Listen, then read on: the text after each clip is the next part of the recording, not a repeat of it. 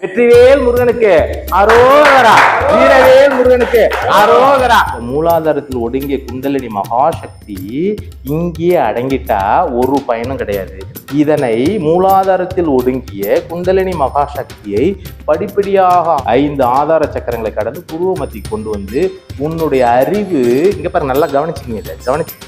உன்னுடைய அறிவு அகண்டாகாரமாக புருவ மத்தியிலே வந்து நிலைக்கும் போது அகண்டாகாரமாகுது. துரியத்துக்கு போகும்போது பூர்வமே ஒரு புள்ளியில நீங்க கனெக்ட் ஆகுறீங்க. அந்த புள்ளி தான் இறைவன். புள்ளியில் ஒடுங்கிய குண்டலினி மகாசக்தியை இதே புள்ளியில் இணைப்பதுதான் மனிதனுடைய 6வது அறிவு சிறப்பு. நான் ஆணையிட்டால் அது நடந்து விட்டால்.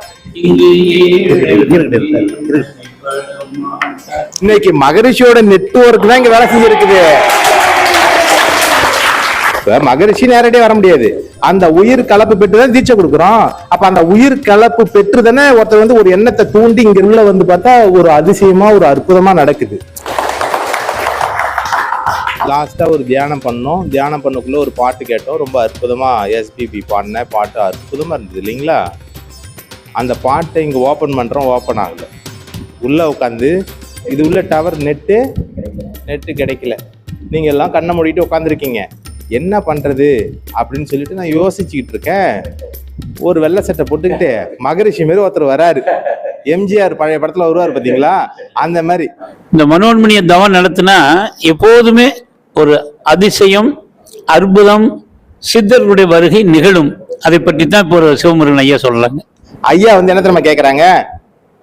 நீங்க வெளியில நிக்கிறீங்களே, உள்ள தியானம் நடக்குதான்னு கேட்டாங்க. ஆமாங்க, தியானம் பண்ணிட்டு இருக்கிறாங்க. உங்க போனை கொடுங்கண்ணா.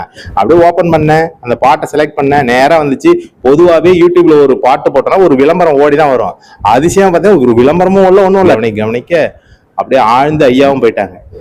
மகரிஷியா ஐயாவோட உருவத்துல பார்த்தோன்னா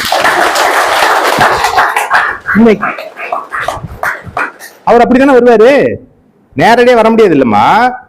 அப்புறம் ஐயாவே நீங்க வாழ்த்து பாடலை பாடிடுங்கன்னு சந்தோஷமா. ஐயாவுடைய பாடலுக்கு நான் என்றுமே ரசிக்கிறேன். ஐயா மாதிரி தியானம் யாரும் எனக்கு அவ்வளவு உருக்கி எடுக்க முடியல. நான் ஐயாவுடைய தியானத்துக்கு ரசிக்கேன். இந்த ஐயாவுடைய பாடல் மாதிரி இது வரைக்கும் இந்த மாதிரி பாடி நான் கேட்டதில்ல. அப்படி அத பாடல்ல உருக்கிறாரு மனச. வேற என்ன தியானம் எல்லாம் பண்ண தேவையில்ல. இந்த பாட்டை அப்படியே கேட்டாருனாலே கண்ணு மூடிட வேண்டியது. அப்படியே சுத்தவெளிதான். அதுல இன்னொரு அதிசயம் தெரியுமா? ஐயாவோட போனு நெட்டு வேலை செய்யாதான். இன்னைக்கு மகரிஷியோட நெட்வொர்க் தான் இங்க வேலை செஞ்சிருக்குது. சொல்லுங்க ஐயா. எதுக்காக வந்தீங்க? இல்ல ஆக்சுவலா முத்தனைய போன் பண்ணாரு. எனக்கு கொஞ்சம் வேலை இருக்கு, நீங்க உடனே பெருவேலி ஆலயம் போங்க, நான் காலைல வரேன்னு சொல்லிட்டு வர முடியாம போயிடுச்சு. நீங்க போய் உடனே போய் அது நிகழ்ச்சி கலந்துக்கிட்டு நிகழ்ச்சி முடிவு வரைக்கும் அங்க இருங்க அப்படின்ட்டாரு. ஒருத்தர் வாட்டர் பாட்டில் வாங்க வரேன்னு சொன்னாரு. அவரு கொஞ்சம் நேரம் போன் அடிக்காரு, நான் வரல, ஒரு மத்தியானம் வரேன்ட்டு போயிட்டாரு. அவரு உடனே பைக்கை தூக்கிட்டு நேரம் இங்க வந்துட்டேன். இது எல்லாமே வந்து ஒரு ஆர்டர். வாட்டர் கேன் போன் அடிச்சாரு. அப்புறம் வாட்டர் கேன் கொடுத்துட்டு போனேன். அப்புறம் இன்னும் சரி இன்னும் 10 நிமிஷம் ஓய்வு எடுத்துட்டு போலாம் அப்படின்னு உள்ள போய் வர ஒரு போன் வந்துச்சு. இந்த சீன பிரசிடென்ட் வாரகோபத்துல அவரு போன் பண்ணாரு. ஆரம்பி போங்க, ஏங்க ரெஸ்ட் எடுக்கிறது தான் பெரிய ஆளை போடுறது பூட்டிக்கிட்டு நேரம் இங்க வந்துட்டேன். இது வந்ததுக்கு காரணமே எல்லாம் இங்க உட்கார்ந்துருக்காங்க தவத்துல, இது ஒரு பாட்டை போடு, அப்பதான் அந்த தவம் நிறைவடையும். வந்தனே பதறாரு, போனை கொடுங்க அப்படிங்கிறாரு.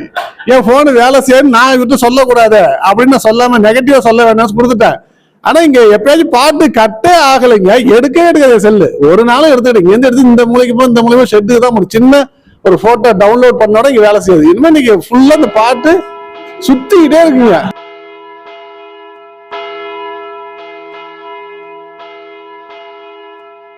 மனுஷ்யாணாம் சஹஸ்ரேஷு கஷ்சித் யததி சித்தயே யததாமபி சித்தானாம் கஷ்சின் மாம் வேதி தத்வதஹ.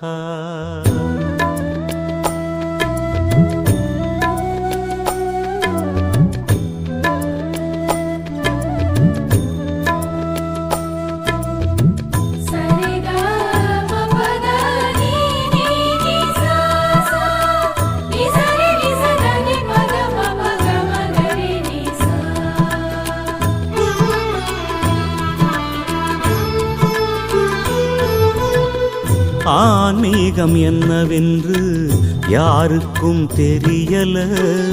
காரணம் ஆண்டவன் யாருன்னு புரியல.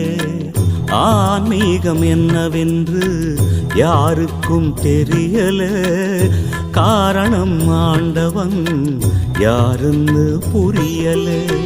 அல்லாவும் ஈஸ்வரனும் ஒண்ணுன்னா விளங்கல.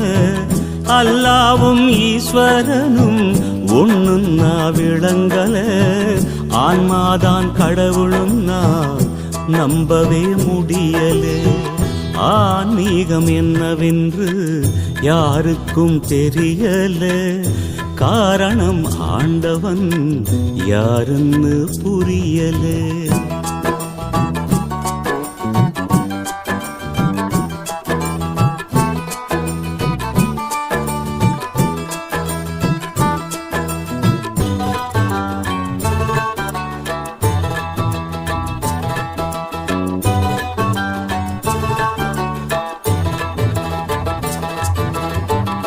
ஆணவம் உள்ளவரை ஆன்மீகம் இல்லையடா. ஆண்டவனை அறிவதற்கு நாணயம்தான் எல்லையடா. நான் என்பது உள்ளவரை நாடகம் நடக்காது. நான் என்பது உள்ளவரை நாடகம் நடக்காது.